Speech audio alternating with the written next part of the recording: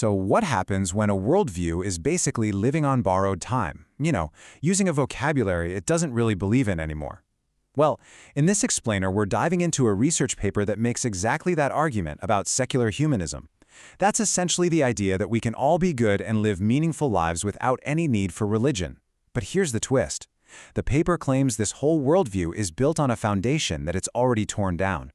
And this is really the core claim, and it's a provocative one. The paper suggests that the very language of humanism, all those words we value like dignity, rights, progress, well, they didn't just appear out of thin air. The argument is that they were actually borrowed from the very theological tradition that secular humanism has been trying so hard to replace. Okay, so you might think, all right, interesting bit of history, but the paper argues this is way more than just a historical footnote. It's actually a clue. This borrowed grammar is like a diagnostic tool, and it's pointing to a much, much deeper structural problem right at the core of humanist thinking. And this is where we get this really powerful metaphor of architecture.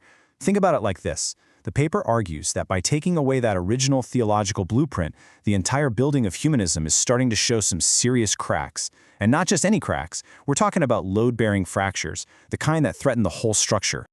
So what exactly are these cracks? Well, the paper actually points out 9 of them. But for this explainer, we're going to zero in on 3 of the big ones. Each one is framed as a critical question that humanism struggles to answer. All right, first up, the crisis of meaning.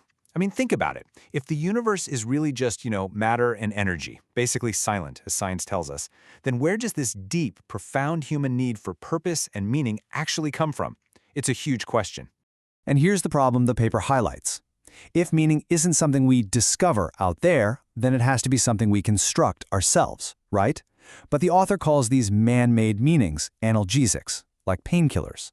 They might numb the existential ache for a little while, but they're not a real answer. They just can't bear the full weight of what we're looking for.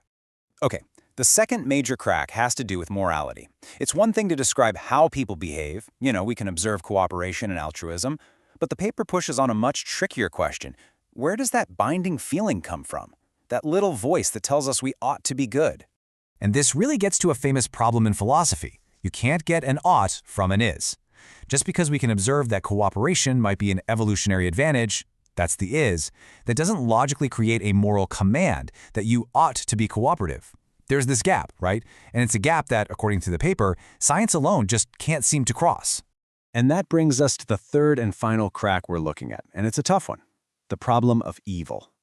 We live in an age that puts so much faith in progress, in human reason, in education to solve all our problems.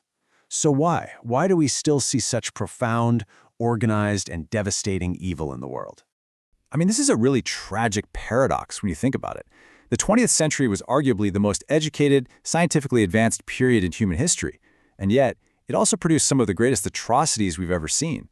So if human reason is supposed to be the cure for evil, the 20th century presents a massive, devastating counterargument.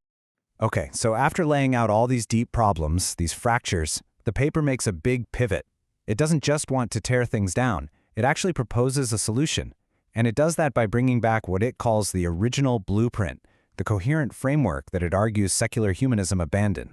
And here's what that is. It's called the Divine Council Worldview, or DCW for short. Now, what is that? It's basically a framework for reading ancient scripture through the lens of its own time, seeing a complex spiritual reality. We're not just talking about a single God in a vacuum, but a whole spiritual ecosystem. And the paper positions this as the complete, structurally sound counter-architecture to secular humanism. And this is really where it all comes together. What the paper does next is pretty interesting. It takes this ancient framework and maps it directly onto those 3 big problems we just talked about, meaning, morality, and evil, and it offers a specific answer for each one. So take a look at this. This chart basically lays out the whole argument in a nutshell. For the crisis of meaning, where humanism says we have to construct it, the DCW says, no, we discover it, in our identity as imagers or representatives of a creator. For the groundless morality problem, the ought isn't floating in space. It's grounded in the very character of that creator. And for the paradox of evil, it's not just a human flaw. It's way bigger, part of a cosmic conflict. So this direct point-by-point mapping of problem to solution brings us right to the paper's final verdict. It really boils down to the fundamental difference between these 2 ways of seeing the world. And at the end of the day, it really all comes down to this one huge distinction. constructed versus discovered. One worldview basically tells us we have to build our own meaning, our own morality from scratch, out of all the scattered pieces. The other, the DCW approach, invites us to discover these things within a reality that's already designed and has an inherent structure. And that brings us to this final, really stark conclusion from the author.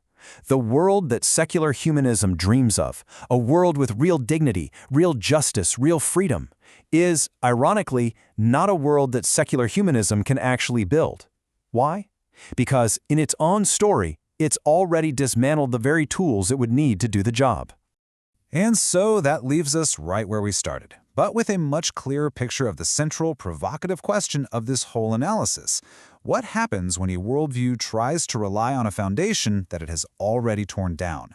That's the big idea this paper leaves you to grapple with.